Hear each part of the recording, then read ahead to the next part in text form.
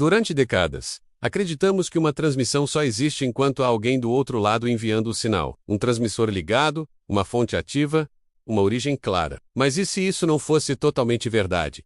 E se alguns sinais continuassem ecoando, mesmo depois da fonte ter desaparecido? Este é o arquivo das transmissões mortas, um conjunto de registros, frequências e relatos que desafiam tudo o que sabemos sobre comunicação, tempo e silêncio. Tudo começou com algo aparentemente banal. Em estações de rádio abandonadas, técnicos passaram a registrar interferências estranhas surgindo em horários exatos, sempre os mesmos to-dos ou os dash.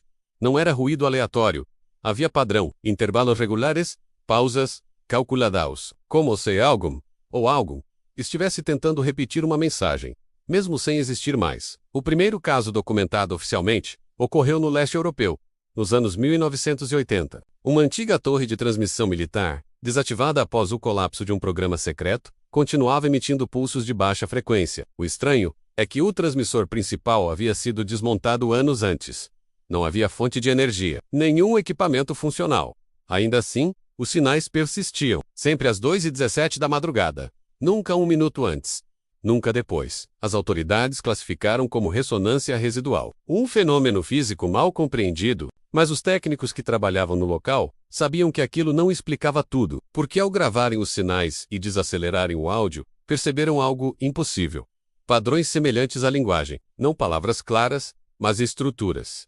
Repetições, cadência, como uma frase tentando se formar, falhando e tentando novamente. Casos semelhantes começaram a surgir em outros lugares do mundo. No deserto de Nevada, operadores de rádio amador captaram transmissões vindas de uma estação experimental, encerrada nos anos 60. No Japão, pesquisadores detectaram sinais digitais compatíveis com protocolos que só seriam inventados décadas depois, vindos de satélites oficialmente considerados mortos. Satélites que não deveriam mais responder, nem existir funcionalmente. Esses sinais passaram a ser chamados de transmissões fantasmas, ou, como alguns arquivos internos descrevem, transmissões mortas. O mais perturbador é que muitos desses sinais carregam informações impossíveis de terem sido geradas na época de sua suposta origem, coordenadas que apontam para eventos futuros, sequências numéricas que só fazem sentido após acontecimentos específicos. Em pelo menos 3 casos documentados, transmissões captadas anos antes coincidiram com desastres que ainda não haviam ocorrido no momento da gravação.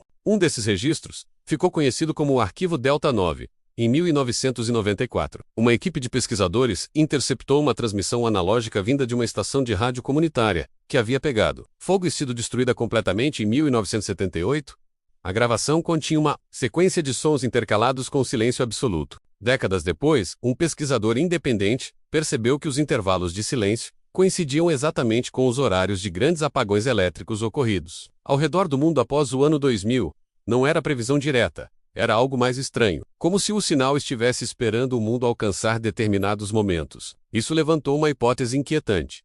E se transmissões não fossem apenas ondas no espaço, mas marcas no tempo? E se, uma vez emitidas com intensidade suficiente, elas continuassem existindo como ecos permanentes, atravessando décadas, mesmo após a morte da fonte? Alguns físicos teóricos defendem que certos sinais podem ficar presos em estruturas do espaço-tempo, como cicatrizes invisíveis, especialmente transmissões contínuas, repetitivas, feitas por longos períodos. Elas não desapareceriam completamente, apenas se degradariam, voltariam fragmentadas, distorcidas, como uma memória tentando se lembrar de si mesma. Mas há uma teoria ainda mais perturbadora. Segundo documentos vazados de um programa de escuta profunda, nem todas as transmissões mortas se comportam da mesma forma. Algumas reagem à tentativa de decodificação. Quando analisadas, mudam, ajustam o padrão, como se percebessem que estão sendo ouvidas. Em um experimento realizado em sigilo, pesquisadores tentaram responder a uma dessas transmissões usando o mesmo padrão rítmico captado. Não enviaram palavras, apenas repetiram o pulso. O resultado foi imediato.